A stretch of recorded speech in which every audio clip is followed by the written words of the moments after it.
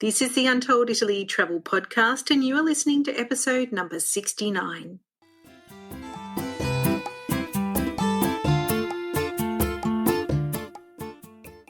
Ciao and benvenuti to Untold Italy. I'm Josie. And I'm Katie, and we're here to help you plan your trip to Italy. Between us, we have many years of travel experience, and we want to help you uncover your own, as yet untold stories and adventures in Italy. Each episode, you'll hear practical advice, tips and ideas to help you plan your own trips to the magical land of history, stunning landscapes, and a whole lot of pasta. We'll have interviews from experts and focus on local destinations and frequently asked questions about travel in Italy. Thanks for listening, and make sure to subscribe to our show. Now, let's get started on your regular dose of Bella Italia.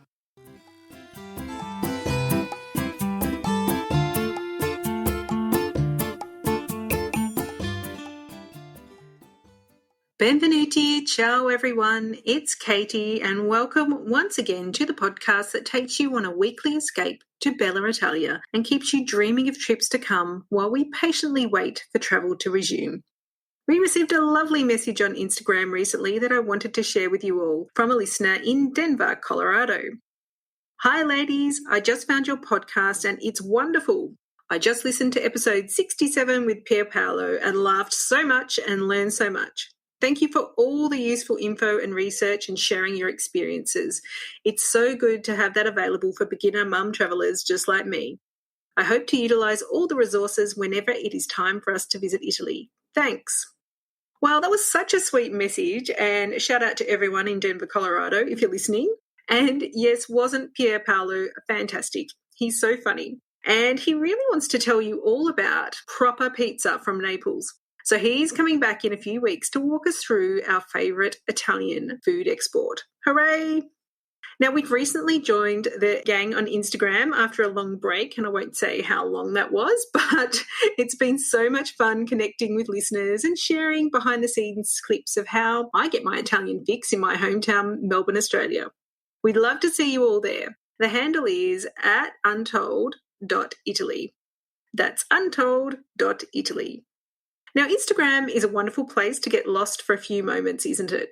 There are so many gorgeous photos of places in Italy that you add more and more places to your must-see list. I know I do. Over the past month, I keep seeing pictures of some islands off Sicily pop up on my screen, and I just knew I had to get our resident expert on all things Sicily, Karen La Rosa, back on the show to tell us all about the wildly beautiful Aeolian Islands just across the Tyrrhenian Sea from the Amalfi Coast.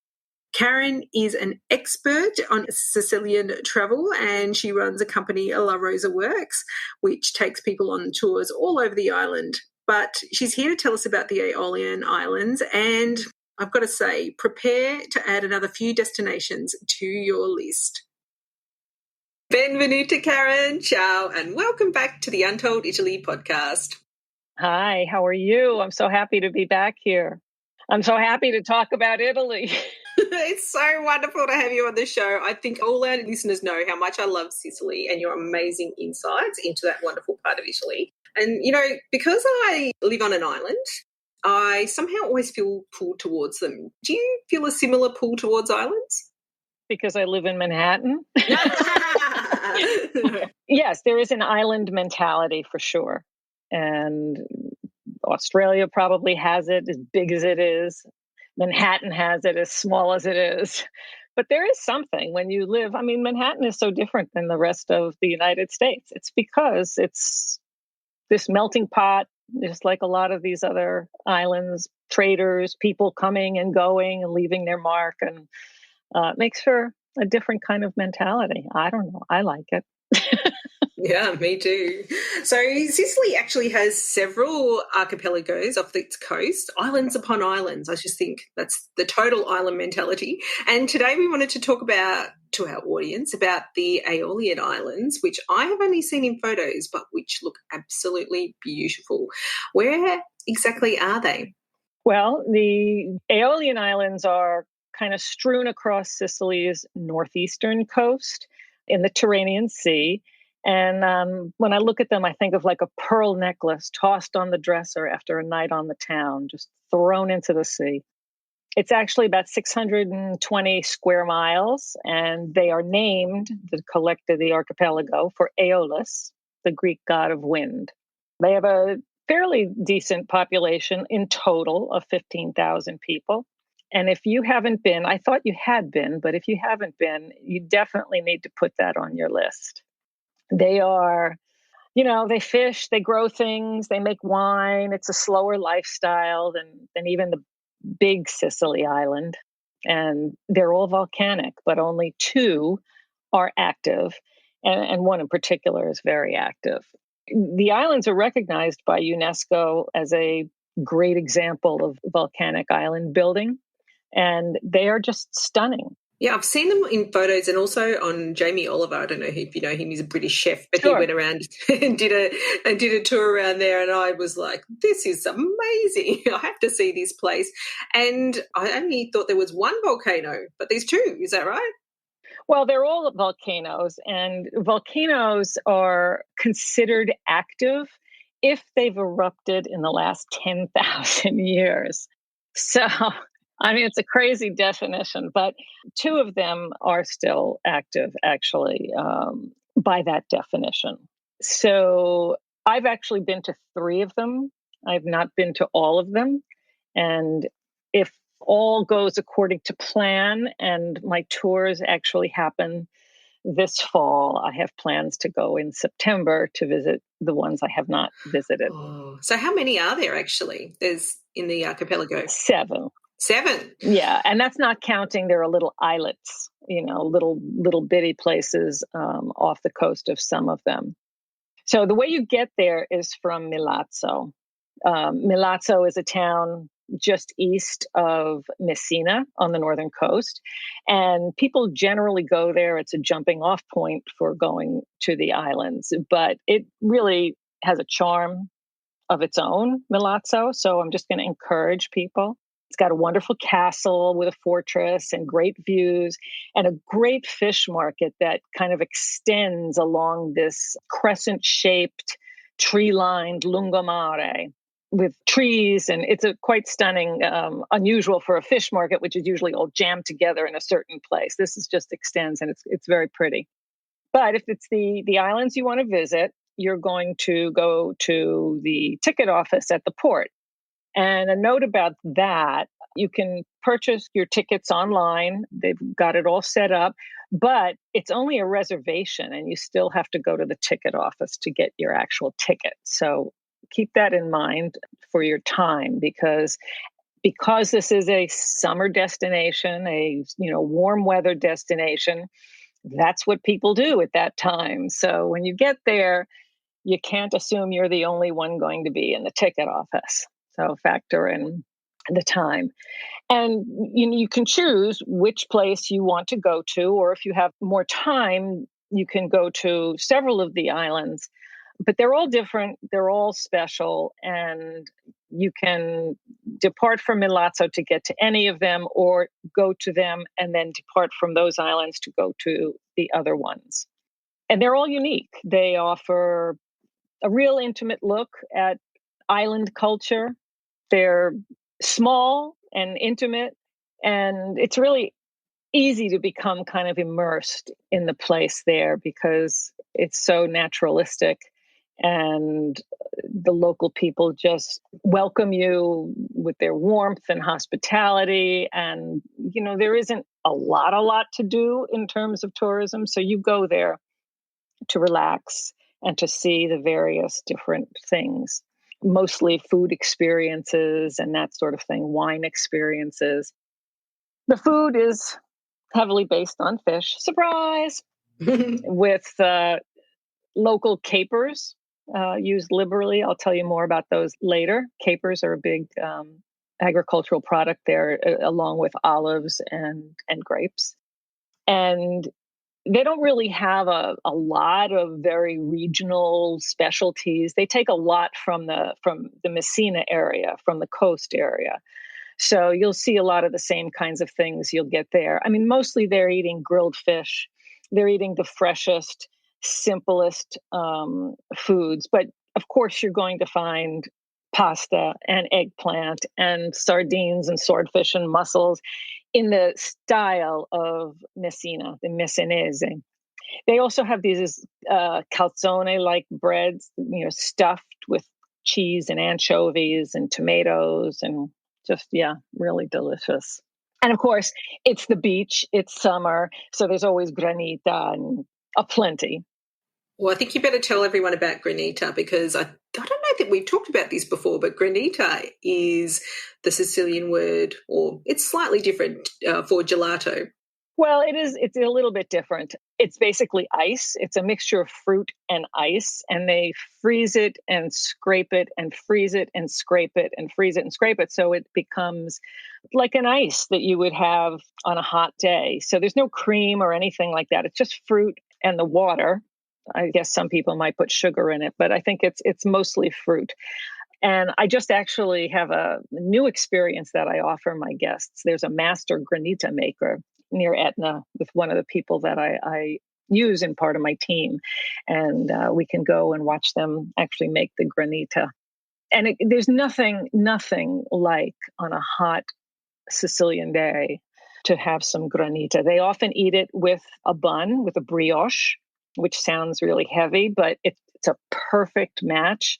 You dip the brioche into the granita and yum. It's this most satisfying, sweet, cool dessert. They eat it for breakfast. I know, exactly. Well, it might have been actually about 4 years ago, exactly today, that I had my first proper granita in Sicily with our relatives in Messina. Really? So my kids thought it was the best thing. They had this big chocolate. Oh, they had the gelato version with the chocolate, but oh my goodness, it is breakfast of champions, as we call in Australia. A lemon granita, nothing better. Well, let me take you to the first island I'm going to talk about, which is Vulcano. So Vulcano is about just under an hour from Milazzo. So just to give you a sense, that's the closest of the island. So if you're taking the hydrofoil, and there's two ways to get there, hydrofoil or the old ferry. Hydrofoil is quicker. You have to count on some time. So that's why when people say, can we just go to the islands?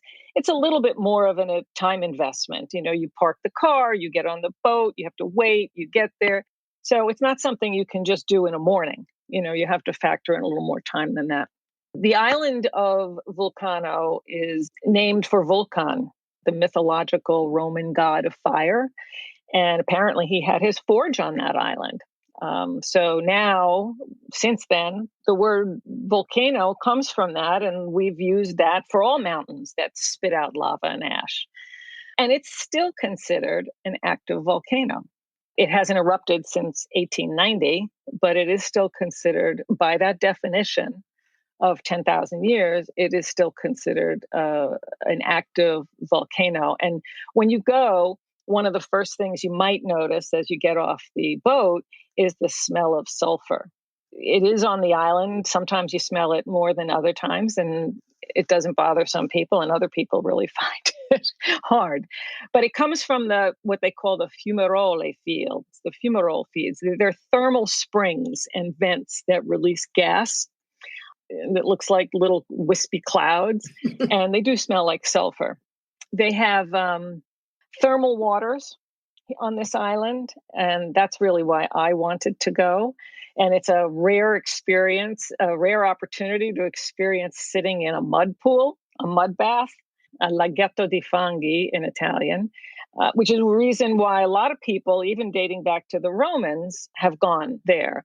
So you can bring your bathing suit, you sit for a while in a shallow pond of mud, and you really give your skin a special treat. So I wasn't going to miss the chance to do that. So I went prepared. My husband was interested too, because he thought we'd encounter a Saint-Tropez atmosphere with beautiful people everywhere. Well, let me just say, I was happy, and he was a little disappointed, because sitting in the pond were mostly women tourists in various states of matronly repose. But I sat with them, and it was wonderful. The mud is always like about 82 degrees, and just left my skin feeling so, so silky. Oh, wow.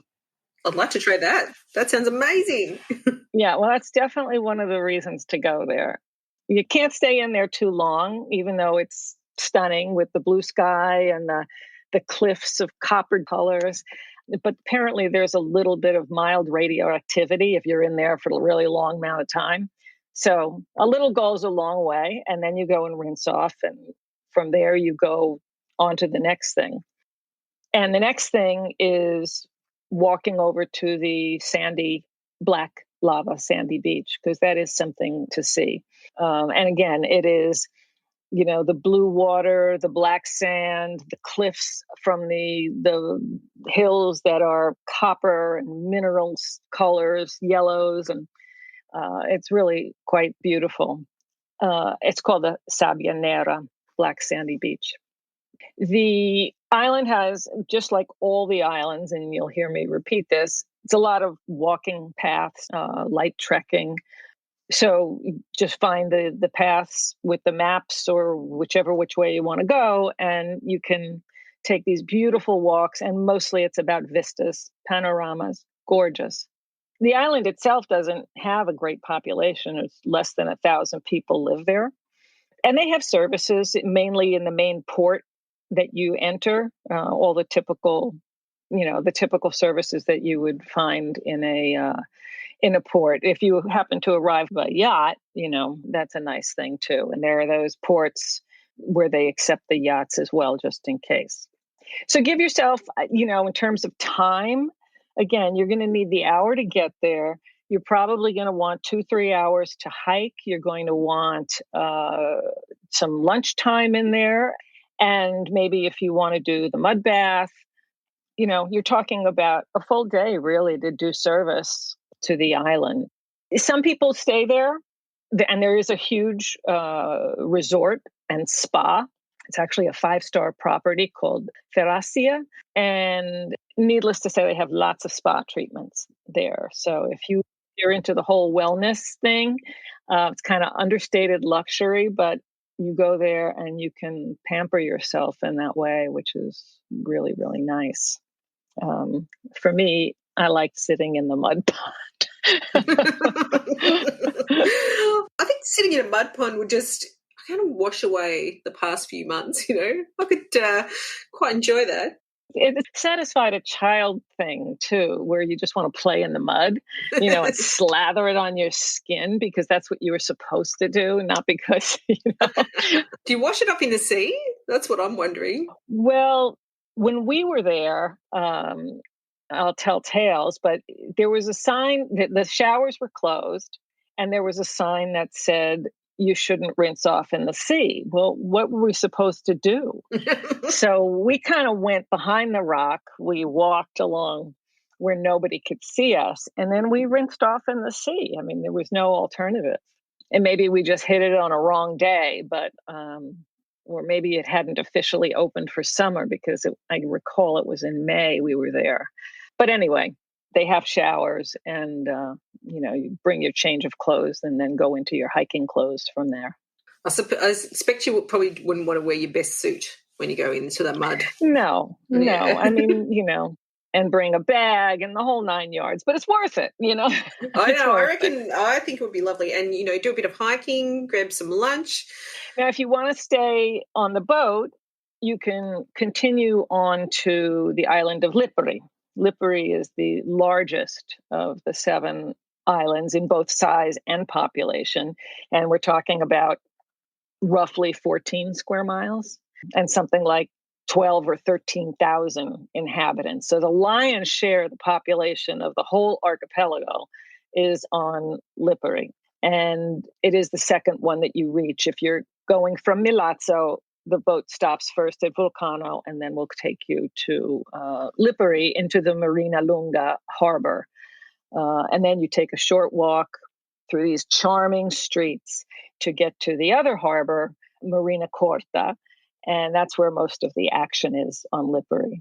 There are lots of restaurants, cafes, and shops, and it's really very pleasant, very low-key place with a beachy feel. and they have a nightlife there too. I mean, there are people around. It's it has tourists and it has locals, so it's a little bit more alive and active, and that is the main area on that island. Technically, it's still an active volcano, but it hasn't erupted since Roman times. So instead, it's the most touristed of the 7 islands.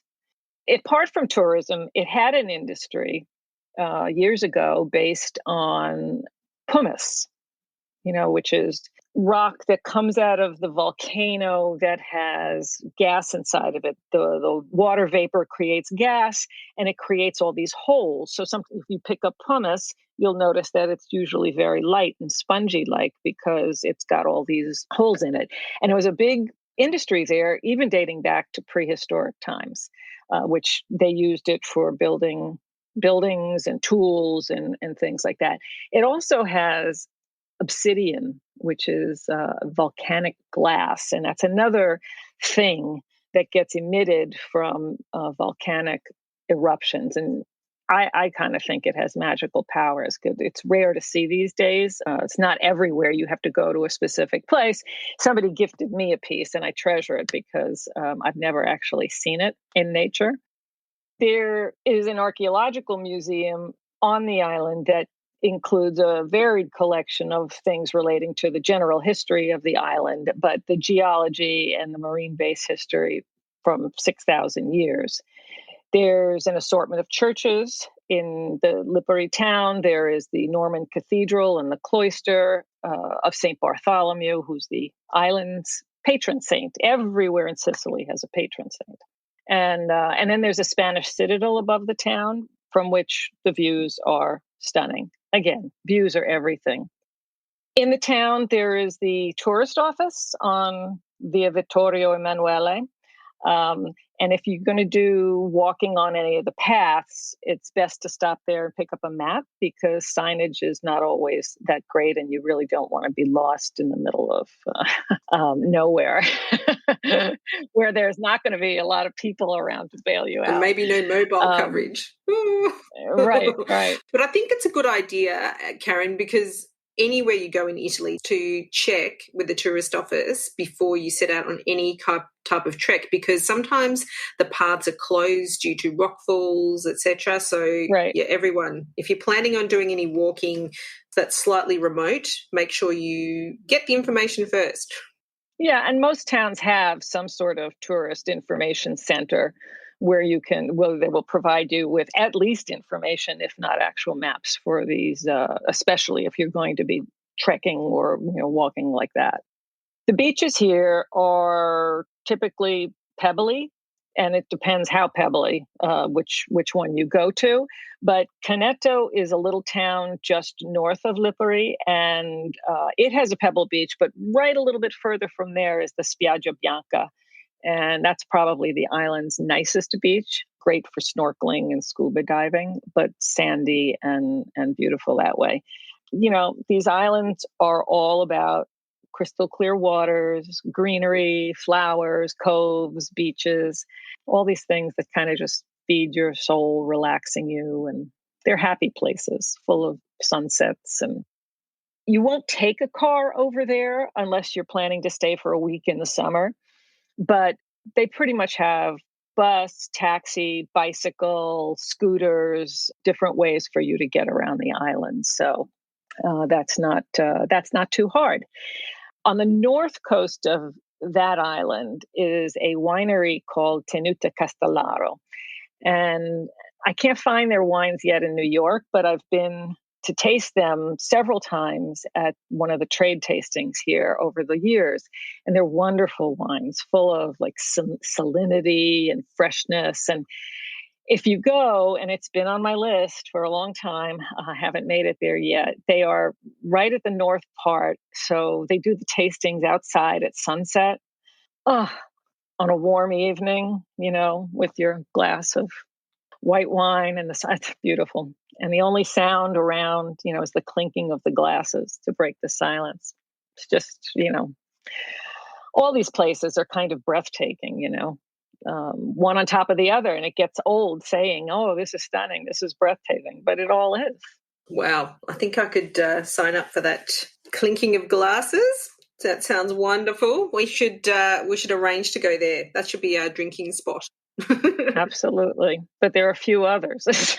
Oh. If you want to stay overnight, there's a place that called the Odysseus Hotel, and their tagline is "Live Your Myth." Yes, I want to. Yeah, and it's close to the cathedral, so it's all very kind of central on this island. Other small B&Bs and guest houses, so there's plenty of places to stay if you choose to stay there. The next island over is Salina, and they call this island the one that teaches the others how to be an island, the one with a green soul. I love that. But today, it is actually taking a leadership role for all the islands to become sustainable and completely green in today's meaning. Sicily's really on the forefront of this movement in many ways, with wind, with solar, in the wine industry. They're really dedicated to becoming more sustainable. It's really very impressive for a small place. And I think it all goes back to how much they just love their land. And they've always cared for it. And it's very easy to be organic there because of the climate, because of the winds. It's admirable. Salina is the second largest of the islands, and it was formed from two now extinct volcanoes, Monte Fossa delle Felci and Monte dei Pori, which are in the center of the island, and you can see them. And today, about 2,500 people live there. For me, it's like paradise. I fell in love with this island. Whitewashed or very colorful small structures, mostly green landscapes on the mountainsides, intensely colored flowers, that bougainvillea that's in such rich colors, and of course the surrounding blue sea. There are grapes, ferns, olives, chestnut trees, and capers. There are tourists, but fewer than the other two islands I've mentioned. And it's like a breath of fresh air. I don't know, if I was a painter, I would want to spend time there. You arrive at the port of Santa Maria Salina, and that's on the east side of the island. It takes about 90 minutes for Milazzo in the hydrofoil. And they have all the typical services in the port. You can also rent a boat for exploring the coastal areas, because a lot of these islands, it's difficult to get there via any other mode of transportation. So you need a boat to circle the island and get to some of these beaches that are hiding there. And you can ride a scooter too, which is kind of another fun thing. Caper farmers, you can visit caper farmers and winemakers and swim and do sea sports. I mean, you can't get fresher fish. So it's got all these, again, natural things at your disposal to do. Only a few main roads on the island, and Malfa is the main town on the north central section of the island. Pollara is in the west. Leni is central, close to the south coast, where Rinella is, and Rinella is the second port where the boats also stop. But Malfa is really the best choice to avoid the arriving tourists at the port. And it's very small scale, but it's got everything from spas to supermarkets and, shops and restaurants, but on a small scale. The buses all stop there, so you can get there easily. And you're in, winery country again. The Fennec winery is near there, and Caravaggio, a family winery, organic, that's been in business only since about the 1500s. And they make the Malvasia wine. I'm very excited about them because I just bought 2 bottles of their wine that I found. And I was thinking to open that on Sunday with the family. So very exciting. So Malvasia gives me a moment to talk about what is Malvasia. Malvasia is a white grape that's native to Sicily. And it grows in volcanic soils and has a kind of clean mineral brightness that reflects where it is from, the terroir. It's citrus, it's sea salt, it's wildflowers, hazelnuts. They have hazelnuts trees. And they make it in both the sweet and the dry manner.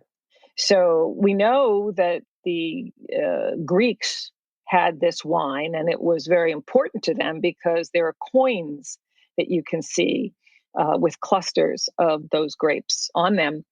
And now they make it both in the sweet and the dry way. The pasito is a method that they use to make the sweet wine, where they dry the grapes on the long cane mats so that they dry and further develop the sugars in the sun. But the sweet wine that comes out of this is not like the cloying sweet wine that you might think of and go, "Ooh, I don't like sweet wines." These are clean and fresh tasting, and they're just beautiful, beautiful aromatic wines. And the still wines are equally beautiful. That's what I bought. So you can taste Malvasia in the wineries on the island, on the islands, and it's just a wonderful, wonderful grape variety, and the wine that it makes is wonderful. Karen, is it a bit more casual in the islands in terms of going to wineries? Can you just show up, or do you need to make an appointment? No, at all these places, you need to make an appointment. Right, you need to call ahead because basically they're farmers. Yeah. They don't have dedicated people to just be there waiting for you to taste the wines when you arrive. And actually, that's what makes it, I think, very special, because you call and you tell them you're coming, they're going to set aside time. They're going to sit with you. They're going to talk to you about their family history and how long they've been there, or the land that they've worked, and how hard it or how easy it's been. You're going to learn a lot just from sitting with these people, which is why I always like to take people to wineries. It's a great way to have an inroad to the community, to the culture, to the traditions, to the history, all by sitting around and sipping wine. I mean, what's wrong with that? Yeah, who needs a museum, really? You can learn it all just with a glass in your hand. And it's really interesting because the Sicilians, they drink, and it's probably true with a lot of the southern Italians. It may have changed a little bit in northern Italy, but I mean, you drink when you eat. So wine is like a food. It's not about, a lot of these wineries that you hear about where you go and it's just a big drunk kind of thing. It's respect for the drink.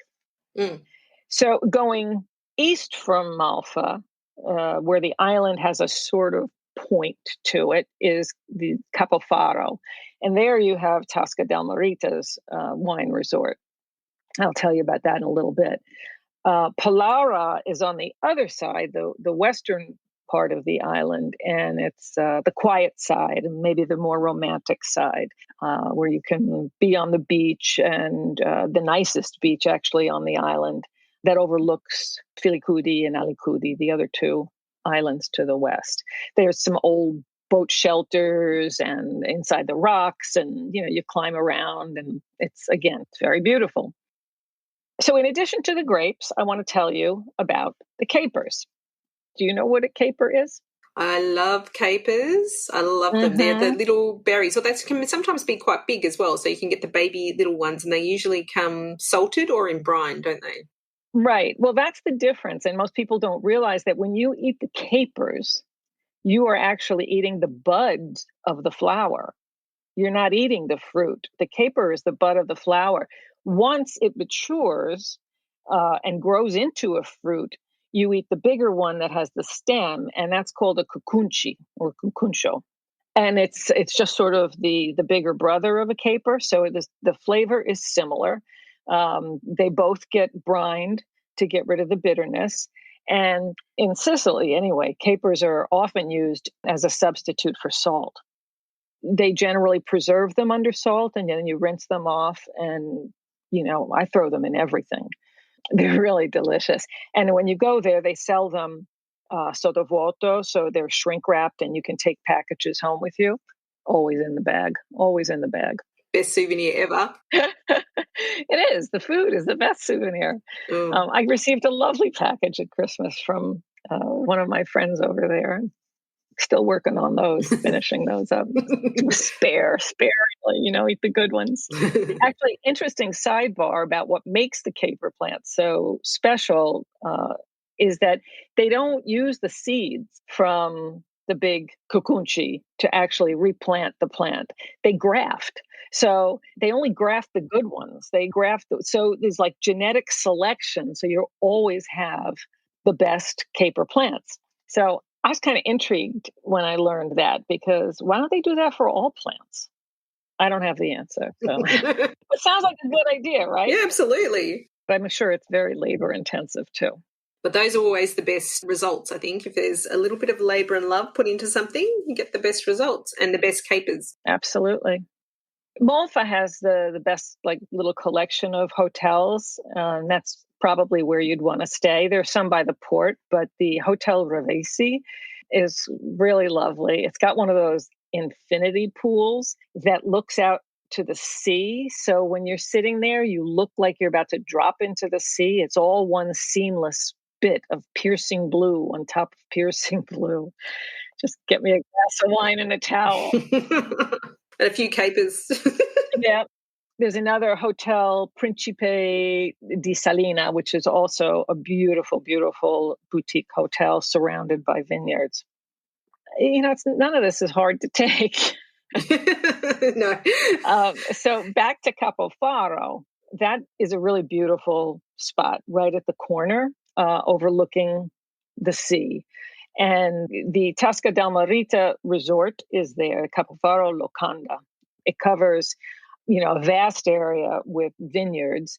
And right in the middle of these are these whitewashed set of buildings that contrast with the blue sea in front of it. I mean, it's just stunning and expansive views. They even have a lighthouse that looks out over the sea. It's just beautiful. Of course, Tasca makes wonderful wines. So the rooms are not in a typical hotel kind of fashion. They're in these dotted buildings that dot the area. And I had a client once whose sole criteria was that she wanted to be able to see the sea when she lifted her head off the pillow. Got it. I found her just the right room at Capofaro, and that was possible. She was thrilled. That's custom planning. Absolutely. Yeah. You're not going to find that on the internet. 3 different places I had to find her where you lift your head and that's what you see. Oh, I think my mum would be right into that. She's actually designed her bedroom that way at home. Really? Wow. Yeah, so I'll be letting her know that little detail about your custom planning. Well, the photos of the room looked stunning, and she said it was. So I was happy that she got what she wanted. So the next island we're going to talk about is Panarea, and that is due east of Salina. It's over the last 50 years, it's kind of become a secret hideout for celebrities who like just the kind of low-key luxury feel to it. Takes about 2 hours to reach it from Milazzo, but they don't care about that because they kind of come in their own yachts and hang out with cocktails in hand and billowing beachwear, walking beside the deep blue sea. I mean, I haven't been invited to join them. I'm just reporting what I've heard. But it's an island of golf carts, no cars allowed, and mostly they just relax and get away from kind of the big crowds. There is a quaint town called San Pietro, and lots of sandy beaches and a lot of steps descending steep flights of stairs to get to the beaches. They even have some of those fumaroles there, the vents that release the steam. You can rent a gozzo, a little small boat, and then you go around to the quiet little beaches. And scuba divers love this. They love Panarea. It's a good place to do that. It's just, all about the simple things. It's about being in a different time, or maybe a place where time just doesn't matter. Everything I've read says that it's like that. So, and there are trattoria, of course, that serve food for generations.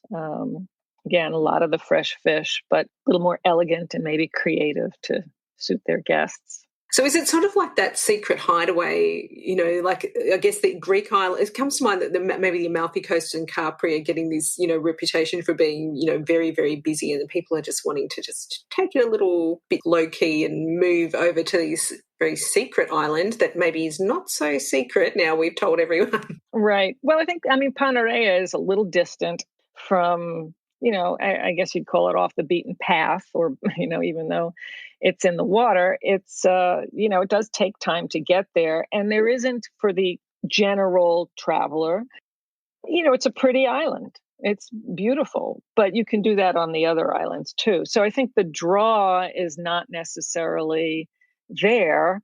So it doesn't necessarily attract a lot of tourists anyway. There is a prehistoric village there where you can see, some huts that came from the Cretans back in the 15th century BC. So we know, traders like islands. So that's what they came there for. But other than that, I don't think there are a whole lot of general tourists that really go there, unless you want to, look at the celebrities. But you can do that. Right, you can do that anywhere. Why waste your vacation time doing that? Exactly. There's some little islets off of that island as well, but you have to have a boat to get there, and capers grow there. You sit there, have a little malvasia, some sesame cookies, a sunset, while the water gently laps at the shores. It's the right tone for the island. Totally. And yeah. And should you go, and should you not have your own yacht to sleep in, there's the Hotel Raya, which is probably the most popular choice, and it overlooks Stromboli. Mm. It even has a nightclub. You don't see that too many often on these islands. Now, Stromboli is small but mighty. It's only about 5 square miles. Only about 300 people live there. I know someone who has a house there. And it has 2 small villages. One is the town of Stromboli, and the other one has that beautifully poetic name, Ginostra. Maybe I'm getting that from the movies. But Strombolicchio is a little islet off of Stromboli, and that's the most northern part of Sicily in the water. So it's Italy's most active volcano. And that brings a lot of tourists, mostly by boat at night, to watch the explosions. Strombolian activity is an actual name, and it means continuous explosion, fountain-like emissions of hot molten rock. And it's been erupting for more than 2,000 years. Some, they're not sure, could be double that, which doesn't seem that long to me, but it erupts about every 20 minutes. So it provides an epic light show. You're almost guaranteed to see something that you don't ordinarily see. It's sometimes called the lighthouse of the Mediterranean. And to get there is a 3-hour ride from Milazzo. Some of the tour companies will do a dinner on the boat or something like that. But if you consider it's 6 hours of boat ride, and then, you watch the show, you can stop and certainly go to the towns, and some companies will do that as well. But you are talking about a solid day of time. Did you ever see the film Stromboli? Roberto Rossellini. Oh my God, with Ingrid Bergman. Obviously it was filmed on location, and it seemed so bleak, but in a wild kind of romantic way. Clearly it worked for them. But interestingly, certainly did. Interestingly, Stromboli is referred to in the masculine, idu, in Sicilian. It means because he's so powerful. It means he, idu. Etna, on the other hand, is called Mother or Her Majesty, because she is so nurturing to the land. So it's interesting. You have the 2 active volcanoes, 2 important volcanoes, and one is the male and one is the female. One question, though, before we move on to the next island is, would you actually stay on Stromboli, or is there a better, it sounds like the ideal spot is Panarea because you can see the view across the bay? You could stay. I mean, there are people, like I said, people live there. I know mostly it's a summer house kind of thing, but I don't think there would be no real reason to stay there. Yeah. Unless you were some sort of hiker. You can hike on the Vulcano, but obviously you have to do that with somebody who knows what they're doing. And that is an adventure sport.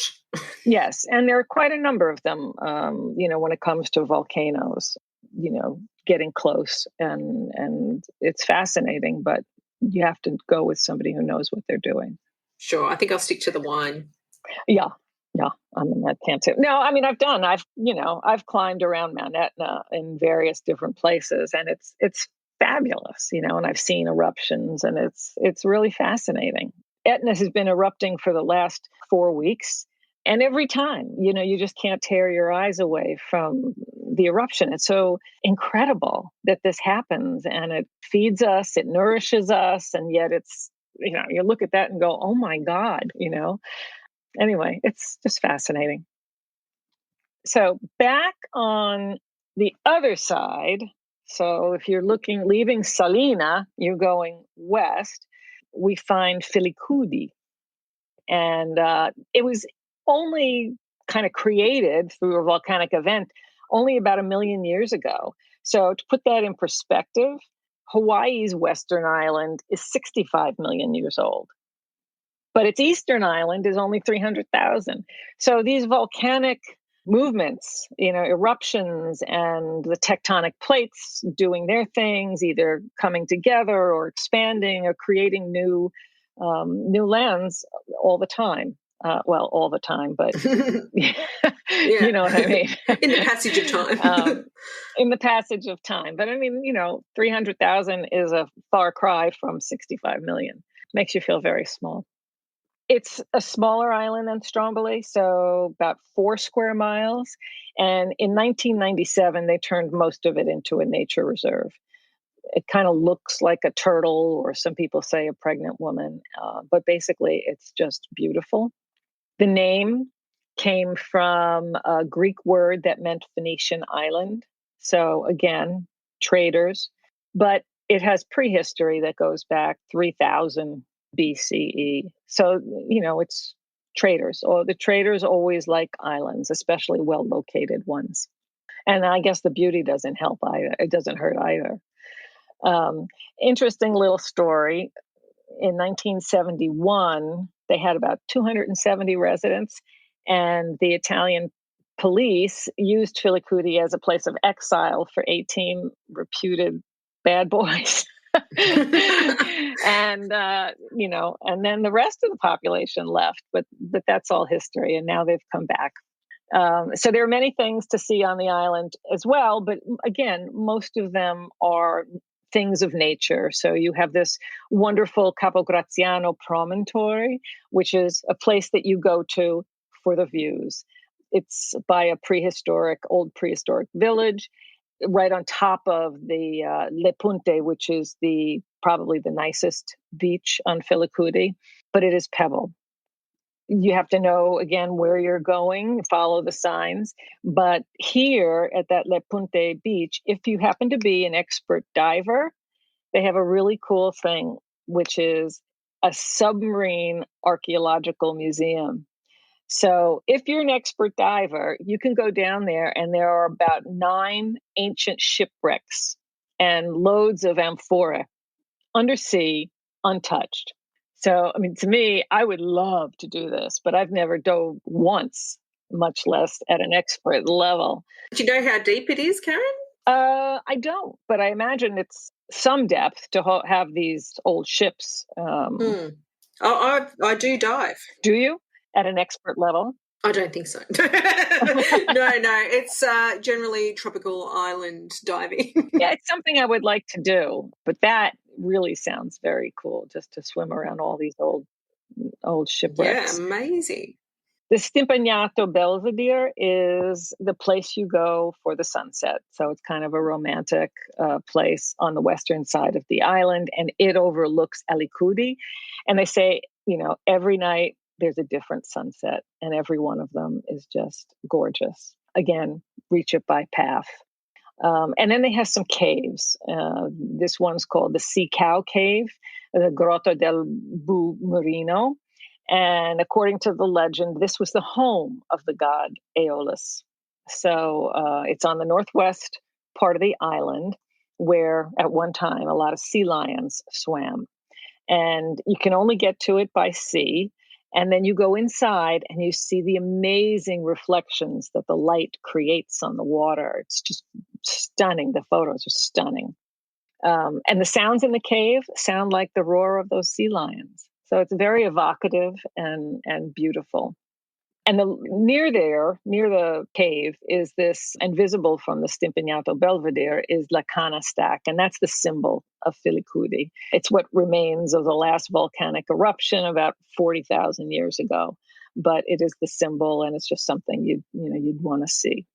So basically, trekking paths up to and around, but the best place to go is the Fosse Felci, which is the peak of the island, and up there, it's like a different microclimate. It's cool even in August. The vegetation is different. Heather grows there, giant chestnut trees, ferns. It's just a totally different feeling. It's a moderately difficult walk to get there, but once you're there, you'll be rewarded with a breathtaking view of the whole archipelago and even of Sicily. So it's worth going there. And then once you need something to refresh yourself, you can head to the Villa La Rosa, Ah! which is the place that locals go to hang out. Was it named after you? No. No, I doubt it. But I have an interesting, just quick sidebar.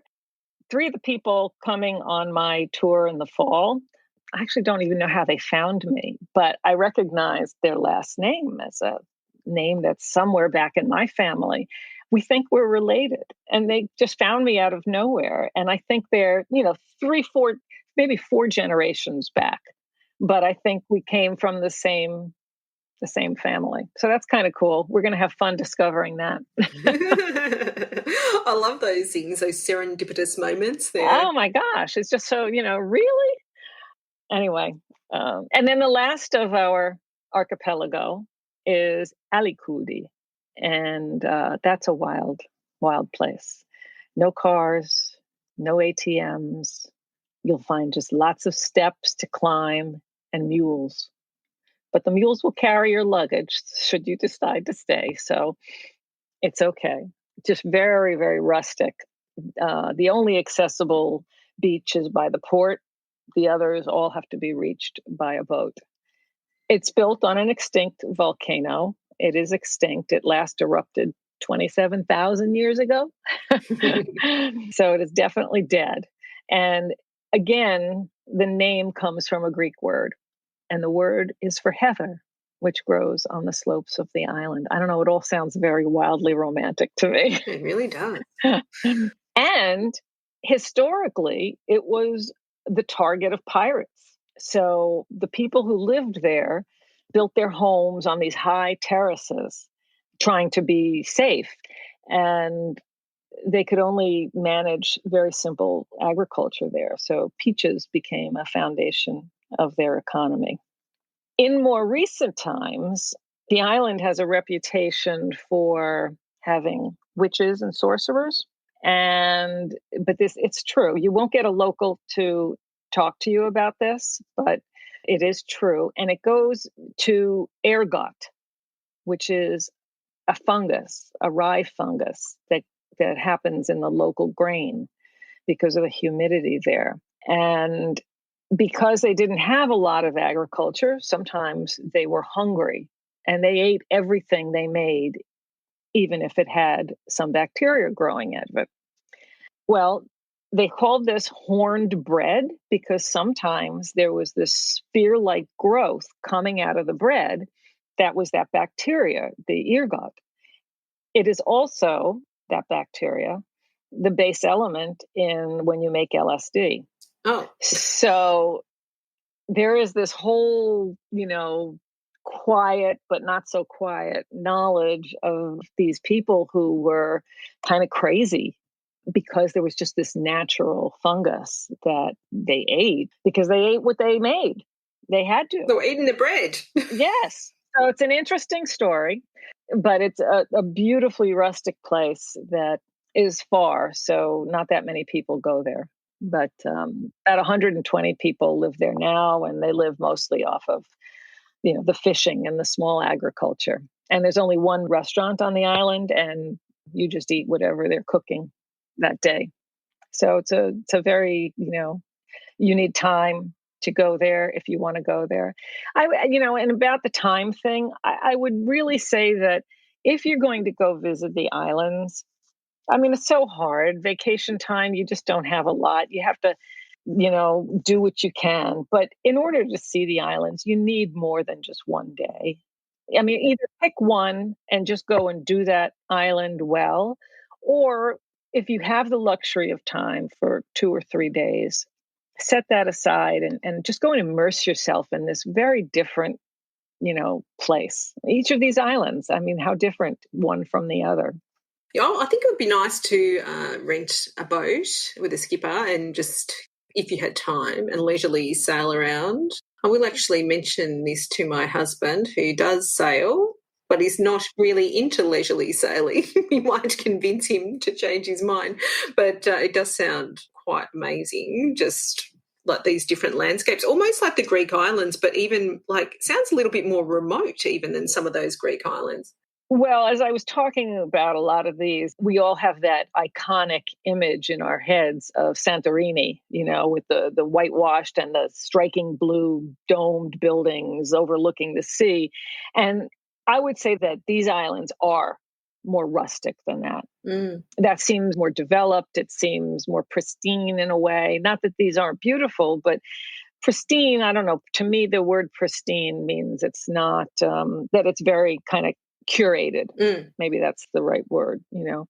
People live on these islands and work the islands, and the tourists are actually not that important because they come there in the summertime only and they live there the rest of the year. Yeah, so it's rustic, it's beautiful. I guess there's a reason why they stay there. The other thing to keep in mind is that it is very windy there. So even in the summer months, if you are trying to get across and there's heavy, strong winds, you be prepared that watch your weather. Yeah. Because sometimes the boats won't go. Yeah, interesting. Wow.